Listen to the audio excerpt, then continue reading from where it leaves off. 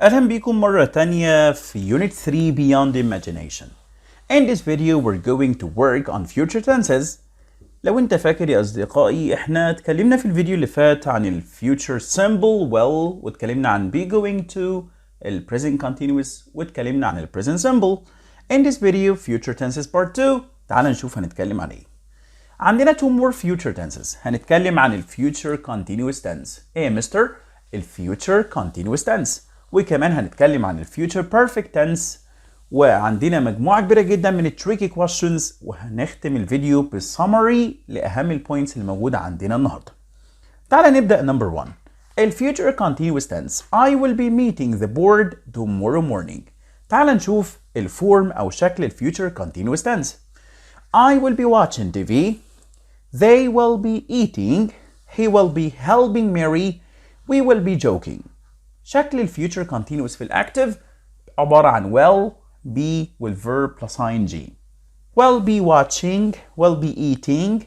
He will be helping Mary. We will be joking. على فكرة ممكن نستخدم be going to. يعني ممكن أقول I am going to be watching TV. They will be going. They are going to be eating. He is going to be helping Mary. We are going to be joking. برضو ممكن نستخدم كده وممكن نستخدم مكان will be going to. بالنسبة للنيجاتيف بنستخدم want. I won't be sleeping tonight, so you can call me. They want to be studying. You can visit us. He want to be working. يعني بنستخدم want to be والverb plus ing. لو عايز تسأل will he be playing? Will you be reading? When will they be taking a lesson? بنستخدم will كauxiliary verb. بعد كده بنجيب السبجكت و be والverb plus ing. يعني نقدر نقول ال future continuous عبارة عن will be doing. الاستخدامات المختلفة لل future continuous. This time tomorrow I will be teaching group secondary 2. عندي بكرة في الوقت ده حصة هدرس فيها secondary 2. ليه هنا استخدمت I will be teaching؟ أنا بستخدم ال future continuous عشان أقول في وقت معين في المستقبل something will be in progress. يعني حاجة هتكون بتحصل. طب معلش ممكن نفهم كده بالراحة. الوقت ده في اللحظة اللي أنا بكلمك فيها بكرة إن شاء الله هيكون في action بدأ اللي هو teaching. وفي اللحظة دي هيكون already in progress شغال. وكمان هيستمر شوية بعدها. هو ده استخدام ال future continuous.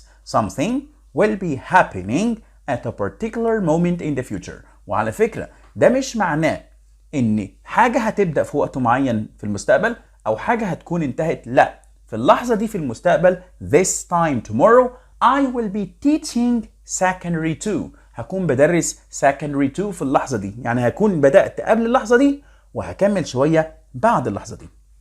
Number 2. خلي بالك من tricky question number 1. This time last week we unit 2. في الوقت ده الأسبوع اللي فات we were studying, are going to study, will have studied, are studying. نخلي بالنا ونركز شوية. This time last week أنا بتكلم في الوقت ده الأسبوع اللي فات كنا بنراجع. يعني أنا بتكلم عن حاجة كانت بتحصل في وقت معين في الماضي. يبقى we were studying unit 2 لأن أنا بتكلم على this time last week. الاستخدام الثاني I will put the kids to bed at 7 o'clock so don't call me. السؤال الإكزامبل مرة كمان I will be putting the kids to bed at 7 o'clock so don't call me. أنا هنا استخدمت ال future continuous will be putting لما بتكلم على routine in the future. يعني حاجة كده كده هتحصل في المستقبل. يعني أنا كده كده بالليل بخلي الأولاد يناموا. I will be putting the kids to bed at 7 o'clock and don't call me then. ما تكلمنيش في الوقت ده. We will be leaving at 10 o'clock. I will be seeing my best friend next Friday. هنا استخدمت ال future continuous if you would like to talk about your arrangements. ترتيباتك ومواعيدك الشخصية. مستر أنا سمعت الكلام ده قبل كده مع ال present continuous tense. يعني أنا ممكن أقول we are leaving at 10 o'clock. فعلا ينفع. ممكن تقول I am seeing my best friend next Friday. وممكن برضو يا أصدقائي نستخدم ال future continuous ونقول we will be leaving at 10 o'clock. I will be seeing my best friend next Friday. الاستخدام الرابع Will you be staying in this evening؟ مثلا أنا عايز أجي أزورك وبسألك will you be staying in this evening؟ انت موجود النهارده في البيت؟ انا هنا استخدمت future continuous to make polite inquiries about people's plans. لو انت عايز تسأل اصدقائك والناس اللي حواليك هيكونوا بيعملوا ايه في وقت معين في المستقبل، ممكن تستخدم future continuous. يعني ممكن بدل ما قبل ما تستأذن عشان تاخد من بابا العربية هتقول له Dad, will you be using your car this evening؟ Dad, will you be using your car this evening؟ عشان اعمل polite inquiries او يعني معناها استفسارات مهذبة about people's plans. My kids will be sleeping when I arrive home. يا ريت نركز شوية في الكومبلكس سنتنس. احنا هنا عندنا جملة مركبة بتتكون من main clause my kids will be sleeping وده الفيوتشر continuous when I arrive home وده البريزنت simple. أنا بستخدم الفيوتشر continuous مع long action that will be interrupted by a short action in the future. عايزين نفهم الكلام ده. يعني ايه my kids will be sleeping when I arrive home؟ خلينا نقول ان انا هوصل في النقطة دي. اي نقطة في المستقبل ان شاء الله I will arrive home. طيب my kids will be sleeping معناها قبل النقطة دي الاكشن هيكون بدأ، هيكونوا راحوا السرير، وانا لما اوصل في النقطة دي هيكونوا they are sleeping او they will be sleeping وهيكملوا نوم بعدها. اللونج اكشن اللي هو بدأ قبل ما اكون وصلت هيبقى في الفيوتشر continuous my kids will be sleeping when I arrive home. يعني number one my kids will go to bed. بعد كده number two I will go to bed I will arrive home وهم هيكونوا نايمين وهيكملوا نوم بعدها بشوي. I will be studying and he's going to be making dinner. أنا هنا بتكلم عن two actions will be studying he's going to be making dinner هيكونوا بيحصلوا في نفس الوقت في المستقبل. الاتنين استخدمتهم في الفيوتشر continuous. A long action okay أو two long actions that will be happening at the same time بنسميهم parallel actions in the future. أحداث بتحصل في نفس الوقت. أنا مثلا بكرة من 8 ل 10 I will be studying or my brother will be making dinner أو my mother will be making dinner. يبقى في الحالة دي هنستخدم هنا two future actions future continuous tenses. خلي بالك من السؤال ده. While Ellen, Tim will be watching television, reads will be reading is reading. هنا احنا لسه واخدين من شوية لما يكون عندنا two future actions والاتنين هيكونوا will be happening at the same time هيكونوا بيحصلوا في نفس الوقت بنستخدم هنا future continuous وهنا future continuous. بس خلي بالك أنا هنا استخدمت while هنا it's a time clause أو time conjunction رابط زمني. لما استخدم while في الحالة دي مش هستخدم future continuous هتستخدم present continuous. يعني هقول while Ellen is reading Tim will be watching television. ازاي يا مستر انت مش قلت لي هنا future continuous يعني will be reading وهنا will be watching؟ فعلا انا قلت كده بس قلت لو استخدمت when و while و before و after و by the time و as soon as و if و unless بدل ال future continuous هنستخدم ال present continuous لان دي اسمها time clause. الجملة اللي بعد الرابط اسمها time clause واحنا عرفنا يا اما بتيجي present simple يا اما بتيجي present perfect. وفي الحالة دي لما يكون two actions will be happening at the same time اللي بعد when while و after و by the time هيبقى present continuous. طيب لو أنا شلت while خلاص هتقول Ellen will be reading and Tim will be watching television. I want to come to the party because I will be studying my finals. احنا لسه يا أصدقائي بنتكلم عن ال different uses of the future continuous tense. ما تقلقش هنلخص كل حاجة. I want come to the party because I will be studying for my finals. أنا مش هقدر أجي حفلتك عشان هكون براجع. من الواضح إن أنا هنا بدي explanation أو بدي excuse. بديك عذر لحاجة معينة فبستخدم ال future continuous tense. مستر معلش ممكن تفكرني أنا ممكن أستخدم إيه كمان عشان to give explanations؟ ممكن نستخدم ال present continuous. يعني ممكن تقول I want to come to the party because I will be studying for my finals or I am studying for my finals. زي ما ذكرت قبل كده both the present continuous tense and the future continuous tense can be used to give explanations and excuses. In 100 years, people in space, who knows? أنا بقول في خلال 100 سنة ممكن الناس تكون عايشة on Mars, on the moon, who knows? مين عارف؟ will be living, are living, will have lived, may be living. Who knows هنا بتعبر إن الجملة بتتكلم عن future possibility، احتمالية. طالما في احتمالية possibility or probability هنستبدل will ب might أو may. may be living. ممكن نشيل will ونستخدم may or might. They are used to express the possibility of some future action. يعني انت هتكون بتعمل ايه في الوقت ده بكرة يا مستر؟ I may be sleeping. Who knows? It's possible. It's probable. يبقى هنا ممكن نستبدل well ب may when we describe or express the possibility of some future action. This time next year, my own business. إن شاء الله في الوقت ده السنة الجاية هيكون عندي البيزنس بتاعي. I will be having, I'm going to be having, I will have, I may be having. طبعا كلنا هنجري ونستخدم will be having، بس انت لازم تعرف ان في بعض الافعال في اللغة الانجليزية ما بنستخدمهاش في continuous tenses. يعني الحل هيبقى I will have my own business، لان الفعل have من افعال possession، وافعال possession cannot be used in continuous tenses سواء future continuous أو present continuous، زي أفعال المشاعر وأفعال الامتلاك و understand و know و love و like و enjoy وهكذا. يبقى هنا هيقول I will have. السبب إيه يا مستر؟ لأن الverb have من ال stative verbs أو non-action verbs، الأفعال اللي بتعبر عن حالات never used in continuous tenses حتى لو استخدمناها بمعاني مختلفة. And Selma will be studying medicine at university in 3 years time, in 3 years time, in 3 years time A and B. طب في بعض الناس بتقول مفيش فرق بين B and C. لا، هنا years S apostrophe، لكن هنا year apostrophe S. طبعا كلمة time من الكلمات اللي ممكن نجيب قبلها البوزيسيف S.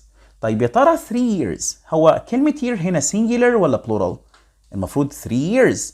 طيب بتنتهي بأس، يبقى احنا هنضيف apostrophe بس، يبقى الإجابة هتبقى in 3 years time. طب امتى نستخدم number B؟ لما تكون 1. in a year's time بنحط كلمة year هنا it's a singular noun أو اسم مفرد، هنستخدم apostrophe S وبعد كده نحط كلمة time، يبقى in 3 years time هو الإجابة الصحيحة. وكده نكون رجعنا الفيوتشر continuous tense. شكل البريفريتشر او الفورم بتاع الفيوتشر continuous tense يا اصدقائي هو will be doing. في النيجاتيف بيبقى want to be doing. لو هسأل هقول لك will you be doing something in the future. الاستخدامات المختلفة بتاعته. نمبر 1 انا بستخدم الفيوتشر continuous عشان اقول في وقت معين في المستقبل حاجة هتبدأ؟ لا. حاجة هتنتهي؟ لا. حاجة هتكون in progress، حاجة هتكون بتحصل. يعني زي ما قلنا this time tomorrow I will be teaching secondary 2. Number 2 أنا بستخدم ال future continuous tense علشان to make polite inquiries، استفسارات بشكل مهذب عن البلانز بتاع الناس اللي قدامي، زي مثلا مستر أحمد will you be staying in tomorrow this time tomorrow؟ هتكون موجود في البيت في الوقت ده. Number 3 if you would like to give explanations I am sorry I can't hang out tonight. ليه مش هتقدر تخرج؟ I will be studying for my exams. هكون بذاكر في امتحاناتي. كمان بنستخدم ال future continuous مع long action that will be interrupted by a short action. يعني the moment I go back home my kids will be sleeping. يعني هم هيناموا قبل ما اروح وهيكملوا نوم. لو عندي اكتر من actions كان هيحصلوا في نفس الوقت in parallel، يعني النهارده مثلا الساعة 12 I will be sleeping and you will be watching TV وانتوا هتكونوا بتراجعوا او بتذاكروا وانا هكون بنام. وقلنا خلي بالك لو هتستخدم time linker زي after و as soon as بعد كده هنستبدل ال future continuous، يعني مثلا the moment I am sleeping you will be studying. استخدمنا ال present continuous بدل ال future continuous بعد الروابط الزمنية. The moment when I am sleeping حضراتكم you will be revising. تعال ننتقل لآخر future tense عندنا اسمه future perfect simple. I will have finished the report before the deadline. تعال نشوف الفورم بتاعه. في affirmative I will have arrived. You will have arrived. He will have arrived. We will have arrived. They will have arrived. هو عبارة عن will have والpast participle. في النيجاتيف بنستخدم won't have arrived. I won't have arrived. You won't have arrived. He won't have arrived. we won't have arrived. They won't have arrived. عبارة عن won't have والpast participle. لو عايز تسأل بتبدأ ب will you have arrived by the time your father goes back home. طبعا ممكن تسأل سؤال منفي won't you have arrived by the time I call you. يبقى هو عبارة عن will have done. الاستخدامات بتاعته المختلفة. By the time you read this, I will have left. Will you have eaten when I pick you up?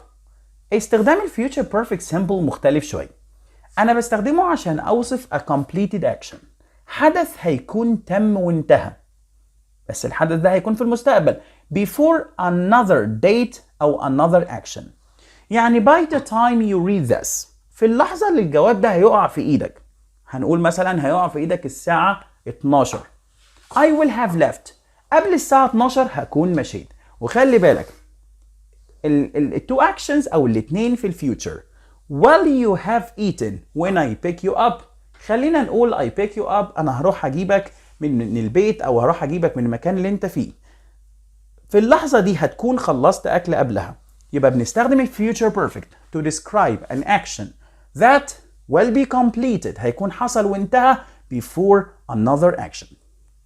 By 2023 مع نهاية عام 2023 النهاية دي لسه هتيجي إن شاء الله. I will have lived in Alexandria for 7 years. هكون أتممت 7 سنوات في محافظة الإسكندرية. By 2023 I will have lived in Alexandria for 7 years. Won't they have arrived by 5 o'clock? الاستخدام التاني شبه الاستخدام الأولاني بالظبط. أنا هنا بتكلم عن completed actions will have arrived أو won't have arrived. A completed or completed actions before a date. حدث معين هيكون حصل وانتهى قبل وقت معين في المستقبل. By 23 مع نهاية عام 2023 I will have lived in Alexandria for 7 years. Won't they have arrived by 5 o'clock? قبل الساعة 5 هل هيكونوا وصلوا؟ خلي بالك من التريكي question ده. By 2022 I in Alexandria for 6 years. Will be living. I'm going to be living. Will have lived. Had lived. احنا قلنا بنستخدم future perfect عشان نقول ان او نوصف completed actions before a date in the future. بس خلي بالك 2022 دي نقطة زمنية في الماضي قبل عام 2000 او مع نهاية عام 2022. هنا هنختار ال past perfect. قبلها I had lived in Alexandria for 6 years وممكن تقول I had been living in Alexandria for 6 years. خلي بالك ده 2022 ده تاريخ او دي سنة عدت خلاص في الماضي. Our guests are by 8 p.m. will have arrived, may have arrived, expected to have arrived, had arrived. By 8 p.m. وعندي are مش هقدر استخدم will have arrived. يبقى هنستخدم are expected to have arrived. طب احنا ليه هنا استخدمنا expected to have arrived؟ خلي بالك انا اتكلمت عن الفورم بتاع الفيوتشر بيرفكت وقلنا هو عبارة عن will have done. انا ممكن استبدل will ب be expected to have done. بدل ما اقول our guests will have arrived by 8 p.m. هقول our guests are expected to have arrived. وهل ده يا اصدقائي معناه ان هم يوصلوا الساعة 8؟ No. معناهم ان هم قبل 8 they will have arrived. Another tricky question. By the time dad I will have finished my homework. السؤال ده اتكرر معانا كتير. أنا بتكلم عن الكومبلكس سنتنس اللي بتتكون من a time linker رابط زمني بعد كده time clause. المين clause في will have finished يعني في الفيوتشر قلنا احنا عندنا اختيارين. يا إما نستخدم present simple يا إما نستخدم present perfect. will arrive, arrive, will have arrived, has arrived. ايه ده في اتنين ينفعوا في present simple وفي في present perfect. بس خلي بالك هل arrive ينفع ما اقول my dad arrive or my dad arrives؟ يبقى كده الإجابة فيها حاجة مش صحيحة. يبقى في الحالة دي هختار has arrived. By the time my dad has arrived I will have finished my homework. عارف يا صديقي لو دي كانت arrives كنا خدنا مفيش أي مشكلة اخترناها. By 2023 more discoveries by the scientists. خلي بالك هنا. أيوة by 2023 it's a future date، ده تاريخ مستقبلي، يعني ممكن هنا نستخدم future perfect. بس هنا أنا بادئ ب more discoveries، أنا بادئ بنائب الفاعل، يعني الجملة هنا passive، يعني هنختار will make are making، will have been made will have made. by 2023 مع نهاية عام 2023 اللي هو لسه هيجي إن شاء الله more discoveries will have been made، وده الفورم بتاع الفيوتشر بيرفكت في الباسيف will have been done. هو أصل الجملة هقول by 2023 scientists will have made more discoveries.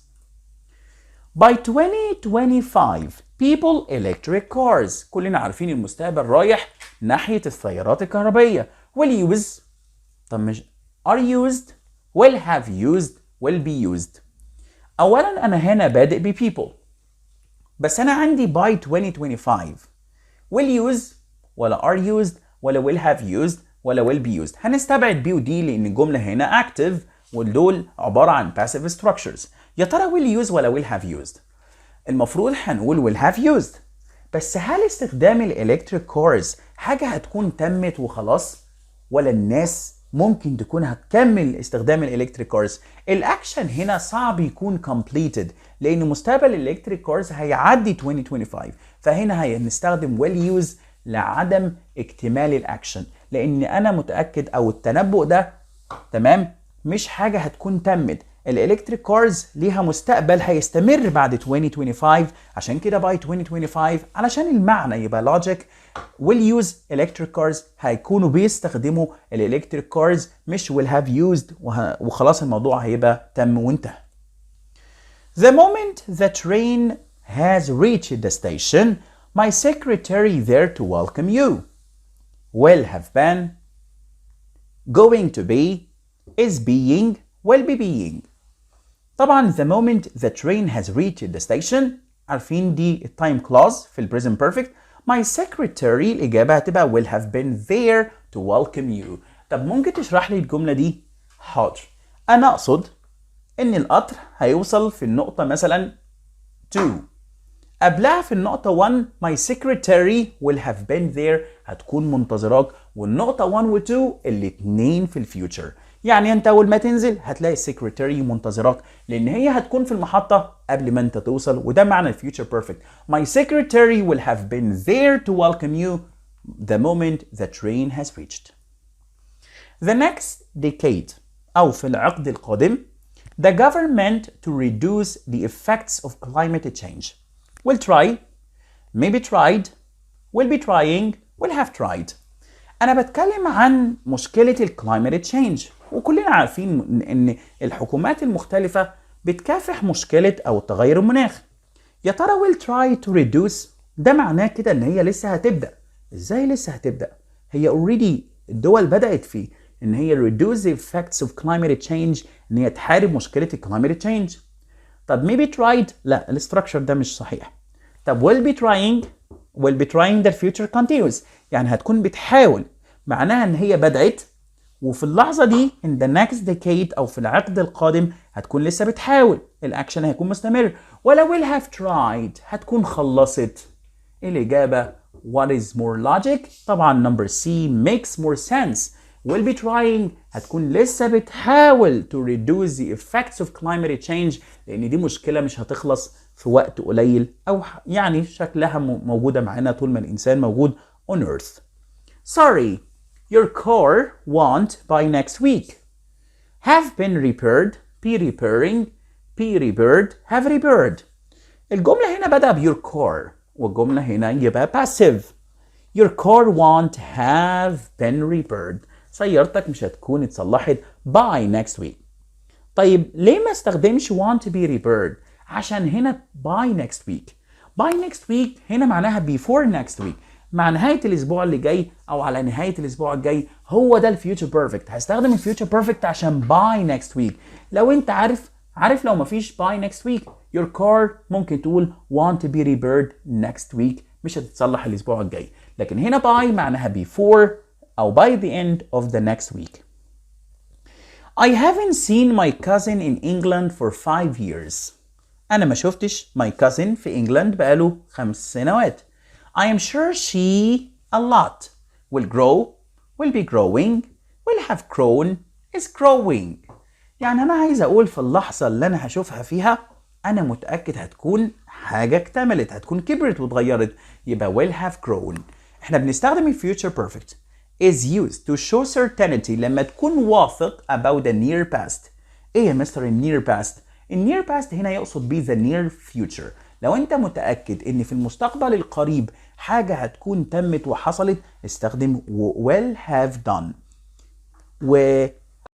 وبكده نكون وصلنا لنهاية Unit 3 Beyond Imagination ومراجعة ال Future Tenses. عايزين كده نلخص بسرعة ونحاول نفتكر الاختلافات بين ال Future Tenses. تعالى أولا نعمل أو نشوف الاختلافات بين ال Future Simple will plus ال Infinitive وال Future Continuous will be doing وال Future Perfect will have done. تعالى نشوف الإكزامبل ده. أنا بقول when the president arrives the band will play. لما الرئيس هيوصل the band will play معناها الفرقة الموسيقية هتبدأ العزف. يعني هو هيوصل أولا when the president arrives بعد كده the band will play. لكن لو قلنا when the president arrives the band will be playing هنا هنستخدم ال future continuous will be playing علشان أقول إن هم هيبدأوا عزف ولما يوصل ال president هم هيكونوا العزف in progress ومازال شغال. لكن لو قلت في المثال الثالث when the president arrives the band will have played معناه إن the president will miss أو هيفوتوا العزف بتاع الحفلة. When the president arrives the band will have played. هيتبقى عندنا ال present continuous واحنا قلنا ال present continuous بنستخدمه مع الحاجات اللي ابتدت تتحقق على أرض الواقع. مثال for example I have booked the tickets حجزت التذاكر I am flying to New York. وعلى فكرة برضو ممكن نقول I will be flying ونستخدم ال future continuous. والpresent simple بنستخدمه مع ال scheduled events الحاجات اللي بتحصل according to a timetable. The bus leaves, the train arrives, the plane lands في الوقت المحدد. Thank you. لو عجبك الفيديو ما تنساش تعمل لايك وما تنساش to subscribe to my channel وكمان شير الفيديو مع أصدقائنا. ما تيجي نفهم إنجليزي. سلام عليكم.